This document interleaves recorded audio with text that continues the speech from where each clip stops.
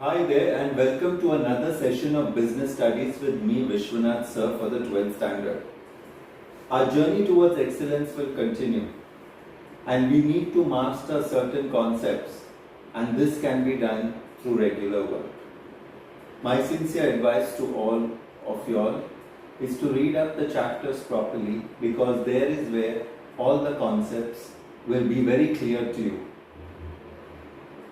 When the concepts are clear, your answering will be much better. A lot of percentage of the questions which come in the board exams are related to case studies. So first, we need to know the chapter properly, we need to know the concepts of the chapter properly, we need to know the inner points of each concept properly and also relate it with a certain bit of things which go on in the outside world. So here comes another advice from me is to please read up your newspapers. This I tell time and often again, but I don't know whether it is other true or no. The business news happening, when you can link it to whatever is happening, it need not be just business, it can be much more than business. There are many conceptual things which are attached and which come in the way.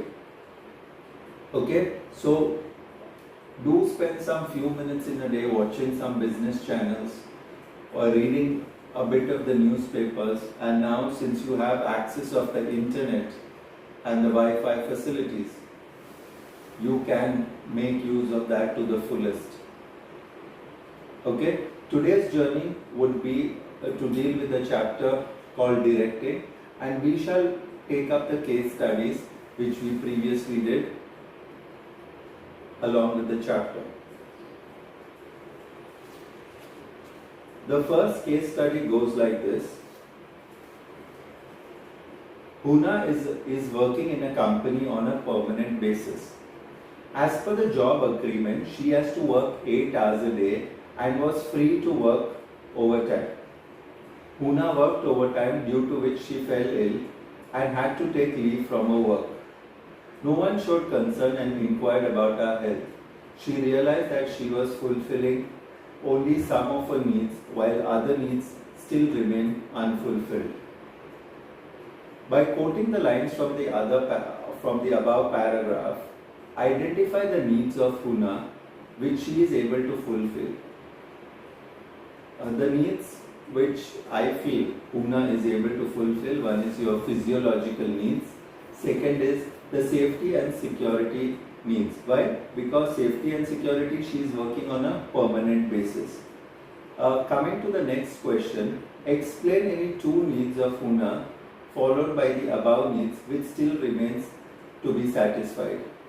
That is the social needs, because she has been working overtime, and because she has been working overtime she has neglected friends, and because of that she is without much of her friends.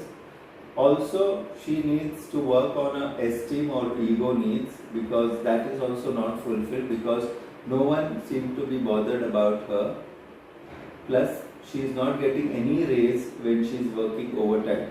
So these are certain things which have to go, which have gone unnoticed and has to be added to.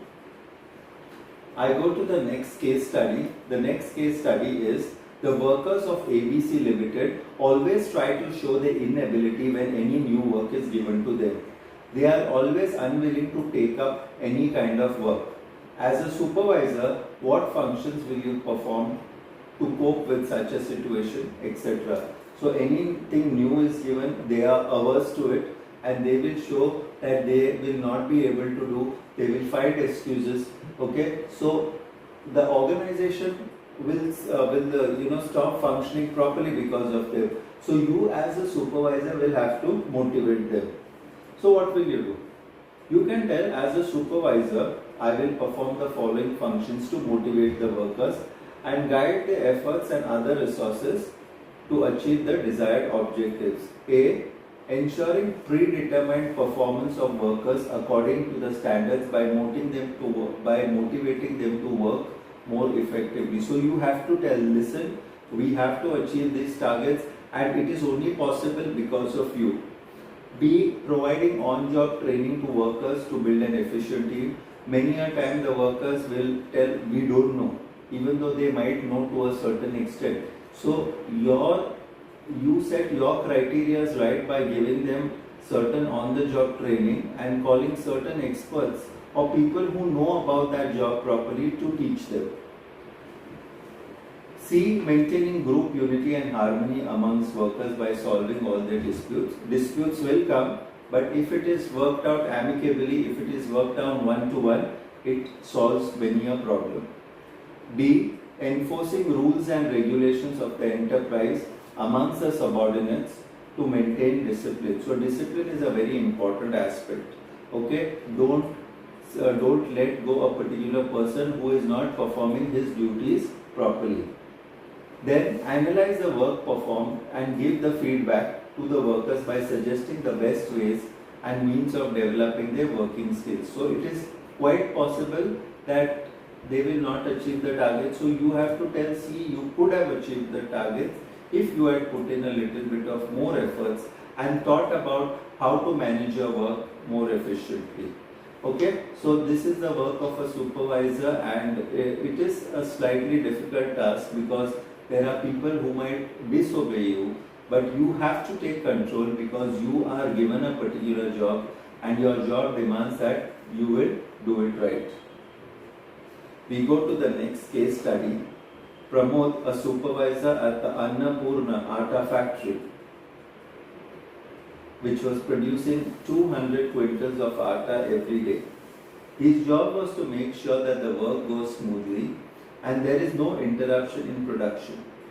He was a good leader who used to give orders only after consulting his subordinates and work out the policies with the acceptance of the group.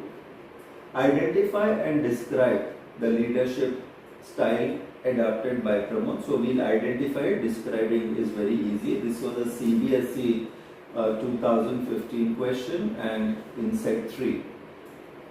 So the style of leadership you can tell is democratic leadership, because what happened was that he had the habit of consulting the subordinate. Okay, and once you consult the subordinate, what happens is that you will get constructive feedback because of that.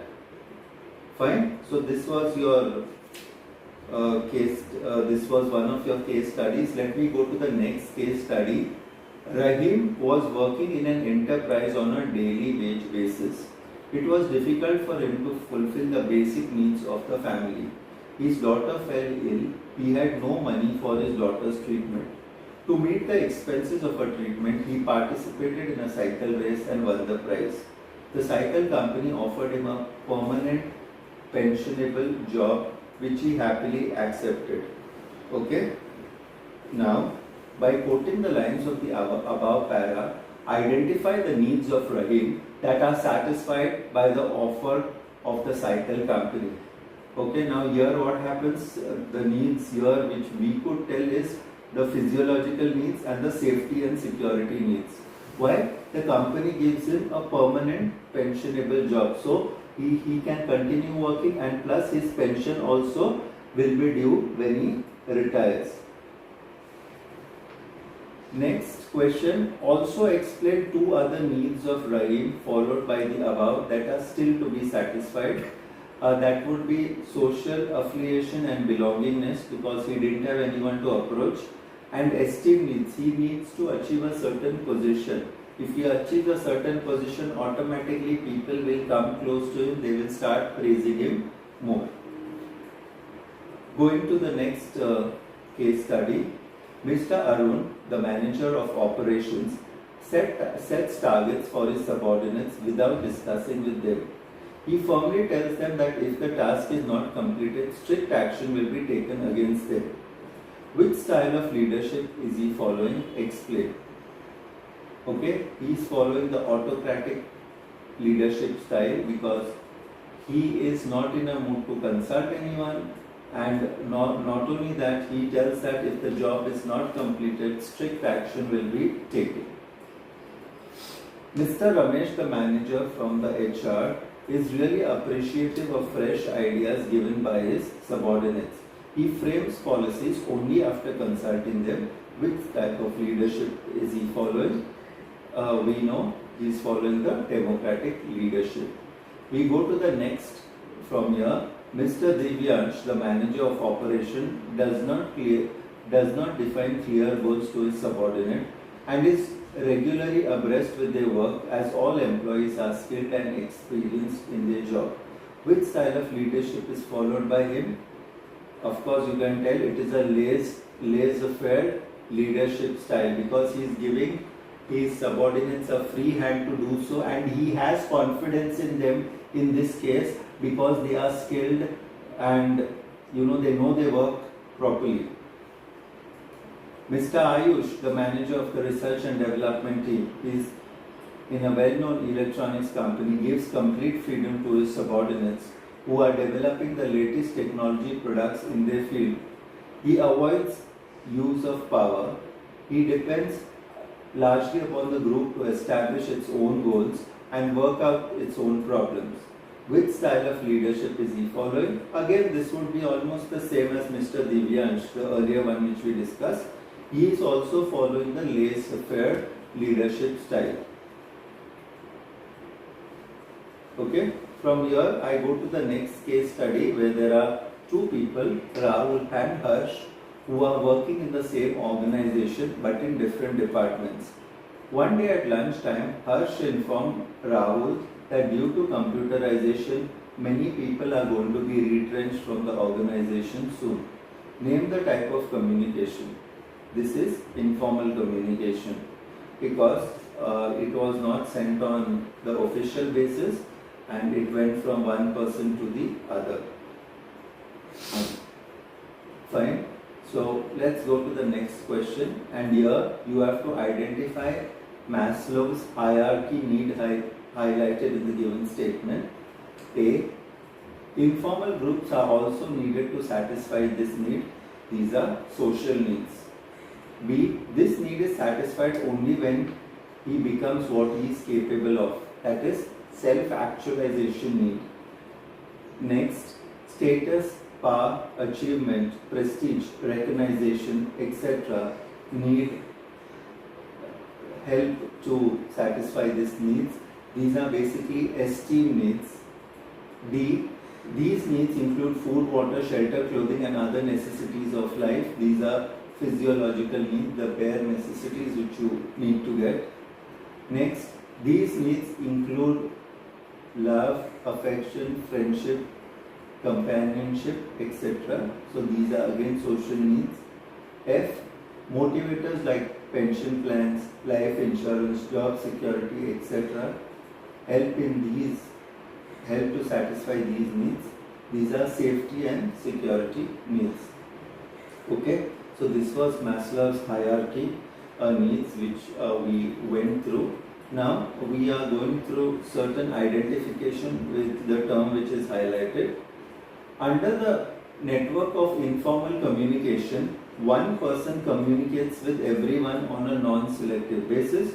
So this basically would be the gossip network.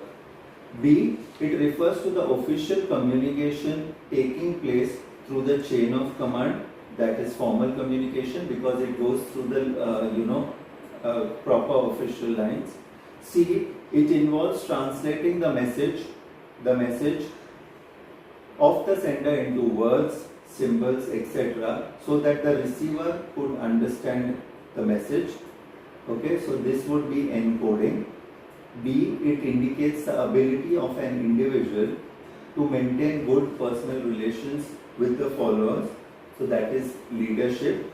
The next one, it is a process of stimulating and inspiring people to perform to their best capacity to achieve the desired objectives of the organization.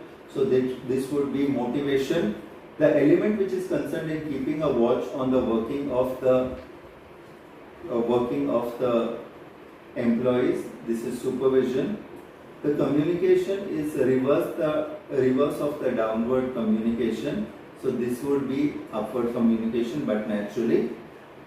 next, these needs are very essential for the survival and maintenance of human life. So these are physiological needs: food, clothing, shelter.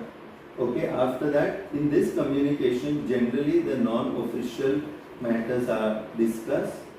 Okay, so this we can tell is informal communication. In this network of informal communication, the individual communicates randomly with other individuals. So in this case, the answer would be probability network.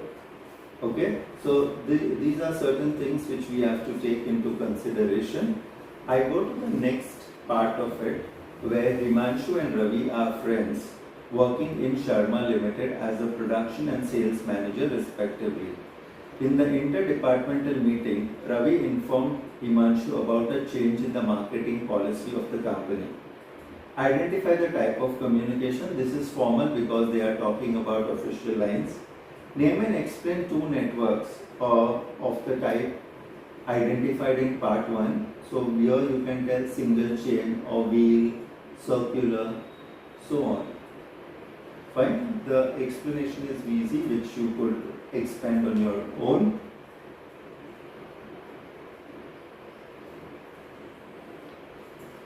The workers always try to show their inability when new work is given to them.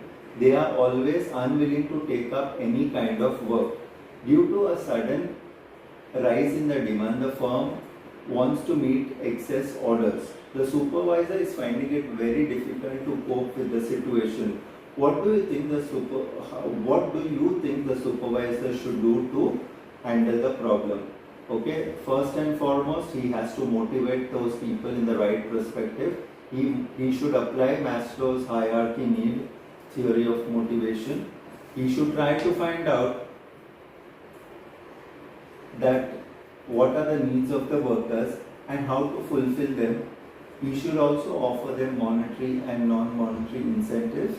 These steps will increase, will enable basically to get the work done faster. Okay, this and much more. Kindly go through these case studies. In my next class, I shall continue from where I am going to leave from now. Thank you so much. This is Vishwanath sir signing off.